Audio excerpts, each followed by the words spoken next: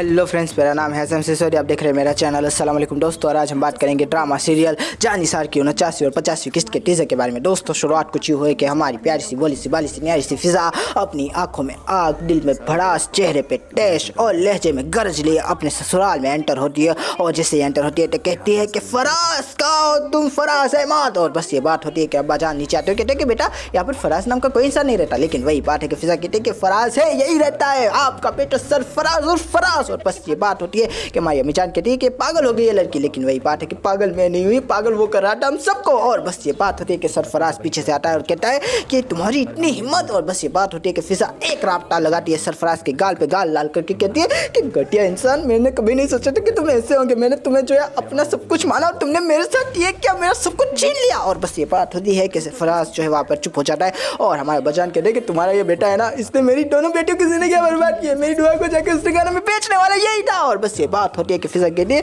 कि मैंने कभी नहीं सोचा था कि तुम ऐसे होगे। तुमने जो है ऊपर से नीचे तक मुझे छल्ली किया, मेरे किरदार कशी की, मेरी जिंदगी बर्बाद की, मुझे जो है अपना गुलाम बना के रखा। और मैं तुम्हारी बच्ची की मां बनने वाली हूँ।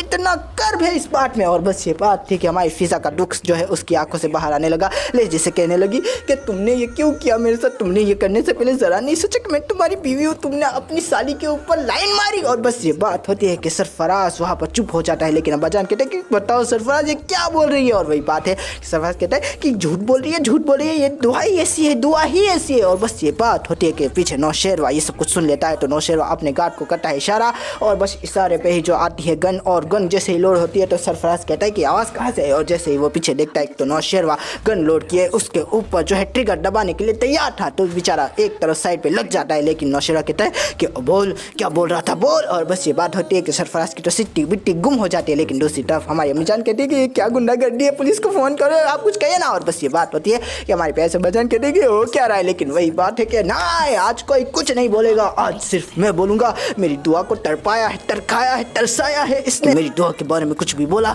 तो तुझे यही सुला दूंगा। तेरे खिलाफ सारे के सारे सबूत लेकर आ चुका हूं मैं। अगर किसी को पुलिस बुलाने का शौक है तो पूरा कर ले। और बस ये बात होती है कि सब लोग वहां पर खामोश हो जाते हैं। और बचान कहते कि मैंने तुझे ऐसा नहीं समझा था, लेकिन तू तो खराब निकला। लेकिन दूसरी तरफ हमारे प्यारे से सरफराज के अब्बा के पास जाते और कहते कि मैंने सोचा था कि तुम लोग इज्जत वाले हो, लेकिन तुम लोगों को तो इज्जत का मतलब ही नहीं मालूम आज तो। और बस ये कहकर अल्टीमेटम देकर वहां से चले जाते हैं। पीछे पीछे हमारा प्यारा सा नौशेरवा और दुआ और फिजा का पूरा खानदान भी वहां से चला जाता है। लेकिन तभी हमारा सरफराज जो है वहाँ पर जो है टैश में आ जाता है, देखता है कि सब लोग चले गए। लेकिन तभी अब्बाजान कहते हैं कि नासूर है तू एक नंबर का घटिया इंसान है, बेगैरत। और बस ये बात होती है कि हमारा प्यारा सा सरफराज कहता है कि मैंने कुछ नहीं किया, झूठ बोल रहे हो। और वही बात है कि अम्मीजान भी कहती है कि अपने बच्चे को छोड़ के पराये पे भरोसा करते हैं। और वही बात है कि ये अपना नहीं है, ये बेगैरत इंसान है, राक्षस है, ज़हनी मरीज है ये। और बस ये बात होती है कि अब्बाजान कहते हैं कि मेरी जिंदगी का लिखा जो सब कुछ तूने आज बर्बाद कर दिया, मुझे ख्वार कर दिया, जलील कर दिया,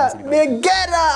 हाय हाय। बस ये बात थी कि अब्बाजान नीचे गिर जाते हैं और हमारा सरफराज जो है एम्बुलेंस के साथ दो हॉस्पिटल अब्बाजान को लेकर पहुंच जाता है। दूसरी तरफ हम क्या देखते हैं कि हमारी फिजा सुदबुट के साथ एक तरफ कोने में बैठी हुई थी। तो तभी उसके पास जो है हमारी प्यारी सी दुआ जाती है और कहती है कि फिजा इस तरह से ना बैठी रहो, फिजा मेरा दिल हो रहा है, फिजा कुछ तो बोलो, फिजा एक काम करो, रोलो, एक काम करो, मेरी झोली में अपने सारे आंसू को गिरा दो, मुझे माफ़ कर दो फिजा, मेरी गलती है, मुझे गालियाँ दो फिजा, लेकिन रोलो। और बस ये बात होती है कि हमारी फिजा कहती है कि नहीं नहीं नहीं, मैं क्यों रोऊंगी, रोएगा तो अब सरफराज, उसने जो है हम लोगों की ज़िंदगी अजाब किया, हम लोगों को यरगमाल बना के रखा है एक वक्त तक। अब जो है उसका वक्त आया है, अब जो है उसको हम ईंट से ईंट बजाएंगे, उसको रुलाएंगे। और बस ये बात होती है कि दूसरी तरफ हम देखते हैं कि सरफराज का वही है कि रस्सी जल गई लेकिन बल नहीं गया। उसकी आंखों से अभी भी पता चल रहा था कि उसको तो जैसे कोई फ़र्क ही नहीं पड़ा। लेकिन दूसरी तरफ हम क्या देखते हैं कि वहाँ पर आता है सुम्बुल का शौहर और कहता है कि मैंने तो पहले ही कहा था कि ये इंसान सही, ये आदमी नहीं है। लेकिन दूसरी तरफ सुम्बुल कहती हुई कि हाँ, तुम यहाँ पर जो है अब्बाजान की खबर लेने आओ या हमारी खबर लेने आओ। और बस ये बात होती है कि हमारी प्यारे से जमाई राजा कहते हैं कि तुम्हें अभी भी भाभी की हालत पे तरस नहीं आता, अभी भी तुम अपने भाई की तरफ ही झुक रही हो। और बस ये बात होती है कि वो कहती है कि क्या पता कि भाभी झूठ बोल रही है। और वही बात है कि भाभी झूठ नहीं बोल रही, वो सच बोल रही है। और वही बात है कि हाँ, तुम तो भाभी की साइड लोगे ना। और बस ये बात होती है कि हमारे प्यारे से जमाई राजा कहते हैं कि तुम्हें शर्म नहीं आती, तुम भी अपने भाई की बोली बोल रही हो अभी भी। और बस ये बात होती है कि वो कहती है कि क्या पता कि वो झूठ बोल रही है। और वही बात है कि अच्छा है, अगर यही है तो मैं जो है असल हकीकत तक पहुँच के रहूँगा, तुम टेंशन ना लो, मैं तो पुलिस वाला हूँ ना, मुझसे कुछ नहीं छुपता। और मैं तुम्हारे भाई भाई की घटिया करतूतें तुम्हारे मुंह पे मारूंगा। और बस ये बात होती है कि वो कहती है कि ठीक है मार लीजिएगा, उनको जो है जेल भी पहुंचा दीजिएगा, आप खुश। और बस ये कह के वहाँ पर एकदम चली जाती है। और हमारा प्यार सा नया सा बोला सा बाला सा जो सुंबुल का शोहर होता है वो भी सोचता है कि यार कहाँ फंस गया, बेचारी भाभी कहाँ हो गया अभी। और दूसरी तरफ हम देखते हैं कि हमारी प्यारी सी भाभी जान अपनी माँ की गोद में सर रख के जो है रो रही थी और सरफराज की वो पुरानी बातें याद अदा कर रही थी कि जिसके अंदर उसने उसको जलील किया, तरखाया, तरसाया, गालियाँ दी, धक्के दिए और कहा कि मैं अपने अब्बा की वजह से जो क्या बोलते हैं उसको बर्दाश्त कर रहा हूँ। और बस ये बात थी कि बेचारी बहुत ज़्यादा दुख में हो रही है और दुख में तो होना भी चाहिए, इसकी ज़िंदगी इतनी ख़राब गुजरी है। ड्रामा के अंदर सबसे ज़्यादा सहने वाली तो यही थी दोस्तों। हम सभी जानते हैं कि बेचारी फिज़ा की ज़िंदगी कितनी अज़ाबों भरी थी। अब मैं चाहता हूँ कैनवस के साथ कुछ अच्छा तो हो, लेकिन दूसरी तरफ हम क्या देखते हैं कि हमारी प्यारी सी दुआ नौशेरवान के पास बैठी हुई कहती हुई कि ये क्या हो गया, ये कैसे हो गया। वही बात है कि नौशेरवान कहता हुआ कि तुम टेंशन ना लो दुआ, मैं सब कुछ ठीक कर दूंगा, लेकिन वो जो सरफराज था उसको तो मैं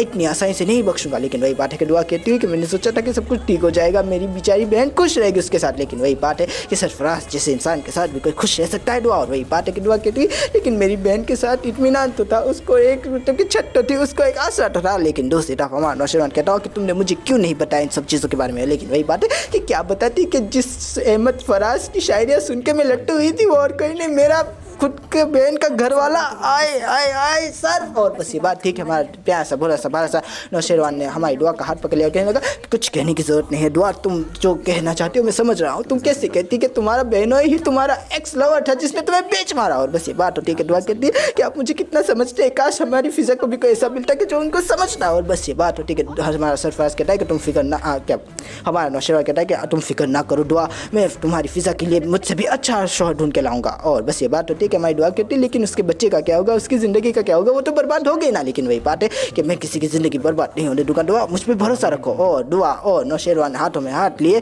वहाँ पर जो सीन खत्म हो गया। तीसरी तरफ हम क्या देखते हैं कि दूसरे दिन की सुबह होती है और अब्बा जान कहते हैं कि मैंने सोचा था कि उसकी तरफ जाऊँगा, उसको जो है अल्टीमेटम दूंगा, लेकिन वो तो बेचारा खुद हॉस्पिटल में पड़ चुका है। और बस ये बात होती है कि अम्मी जान कहती है कि सही बात है, गैरतमंद बाप अपने नालायक बेटों की जब कारतूतें सुनते हैं तो इस तरह से हॉस्पिटल में ही पड़ जाते हैं। दूसरी तरफ अब्बा जान भी कहते हैं मेरे तो खाने का भी जी नहीं करा, एक काम करो तुम बच्चियों को खिलाओ। दूसरी तरफ हम देखते हैं कि बच्चियों को खिलाने की कोशिश हो रही है, लेकिन हमारी फिज़ा बेचारी एक तरफ कोने में बैठी हुई कुछ भी खा नहीं रही, कह रही है कि मेरी तो भूख मर गई है। और वही बात है कि कब तक नहीं खाओगे, वही है कि अब तो शायद ऐसा लग रहा है कि सारी ज़िंदगी भूख नहीं लगेगी। और बस ये बात होती है दुआ कहती है कि जब तक तुम नहीं खाओगी तब तक मैं भी नहीं खाऊंगी, अब में से कोई नहीं खाएगा। और बस ये कहकर एक मतलब कि प्यारा सा वहाँ पर सीन भी आया, हमारी प्यारी सी दुआ अपनी फिज़ा को मनाती हुई खिलाती हुई और फिज़ा भी उसके साथ बैठ कर रोती हुई खाना खाती हुई। हाय हाय हाय क्या सीन था, मज़ा आ गया दोस्तों, ऐसा सीन हो तो मज़ा आता है। और अब बात कर लेते हैं कि आगे क्या हुआ।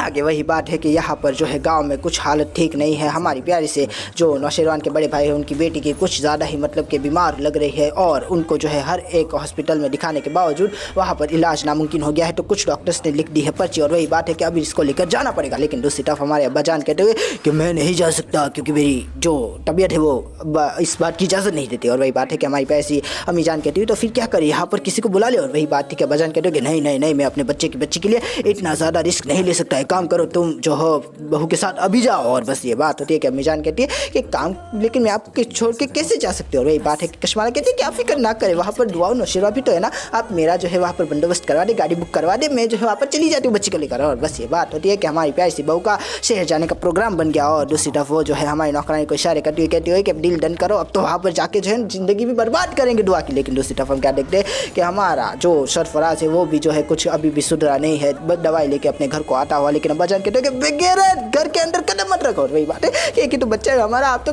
पढ़ चुके हैं, अब अगर वो सुख भी नहीं आने देंगे तो कैसे जिएंगे। और वही बात है कि मैं जी लूँगा, मैं मर जाऊँगा, लेकिन इसकी हालत इसकी मौजूदगी बर्दाश्त नहीं होगी। और बस ये बात होती है कि मिजान कहती है आप फिक्र ना करें, मैं इसको निकाल देती हूँ। और बस ये कहकर हमारे सरफराज को कहती है कि तुम अभी चली जाओ, अभी ये गुस्से में। और बस ये बात होती है कि सरफराज उनको जो है खाना पीना देकर वहाँ से चला जाता है। तीसरी तरफ अब बात कर लेते हैं अगली किस्त की। तो अगली किस्त में क्या होने वाला है दोस्तों, अगली किस्त में कुछ ये होने वाला है कि हमारी प्यारी सी कश्माला अपनी बेटी का इलाज करवाने के लिए हॉस्पिटल में आती हुई शहर के, और हमारा प्यारा सा नौशेरवा भी पीछे पीछे आता हुआ, दुआ भी आती हुई कहती हुई कि आप जो है चली जाए, हम इनका ध्यान रखेंगे। लेकिन वही बात है कि मैं तो माँ हूँ, मैं कैसे जा सकती हूँ, जो इंसान माँ नहीं बनी वो कैसे जानेगी कि एक बच्चे के ऊपर जब बीतती है तो माँ को कैसा लगता है। और बस ये बात होती है कि नौशेरवान बेचारा तो नहीं समझा, लेकिन दुआ जरूर समझ गई कि ताना देती है मुझे। और बस ये बात होती है कि हमारी प्यारी सी कश्माला पहुँच जाती है सरफराज के पास और कहती है कि सरफराज और फराज अहमद। और बस ये बात होती है कि हमारा प्यारा सरफराज कहता है मैंने आपको तो कभी शायरी नहीं सुनाई, आप कौन है। और बस ये बात होती है कि हमारी हमारी पैसी कश्माला बोलती है मैं वो हूँ जिनकी बीवी को तुम शायरिया, जिनकी शौहर की बीवी को तुम शायरिया सुनाते हो। और बस ये बात होती है, वो कहती है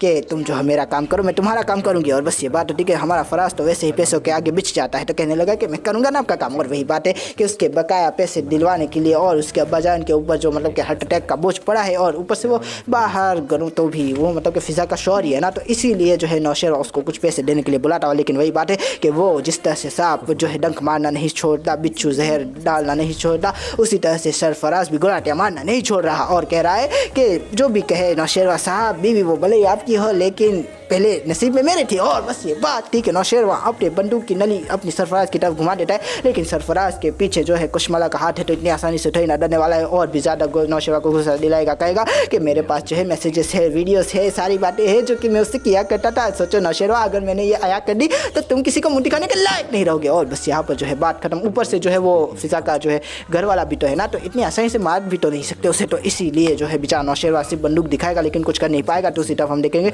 कि सरफराज और कश्माला एक हो चुके हैं, हाथ मिला चुके हैं, तो अब पता नहीं वो क्या करेंगे, कौन सा नया तूफान लाएंगे और ड्रामा और कितना चलेगा। मुझे लगता है ज़्यादा से ज़्यादा 5 या 6 किस्तें और बची होगी इसकी, ज़्यादा से ज़्यादा। तो देखेंगे कि एंड कैसे आता है, किस तरह का आता है। अभी भी सरफराज जो है अभी भी अपने मतलब कि कटुसों से कुछ सीखा नहीं है, उसको देखकर लग नहीं रहा कि वो कभी भी कुछ सीखेगा। लेकिन हर पल जियो का ड्रामा है यार, भाई का होता तो मैं कंप्लीट कह सकता था कि एंड में सरफराज की ईंट से ईंट बचा देंगे, लेकिन हर पल जियो का ड्रामा है, क्या पता कि सुधर जाए, एंड के अंदर कश्माला भी सुधर जाए, कुछ भी हो सकता है दोस्तों।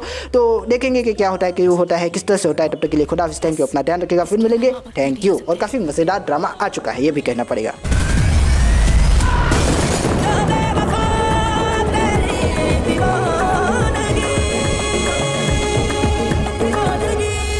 नौशेरवा कभी नहीं बोलता है, इसका हाथ काट तुम्हारे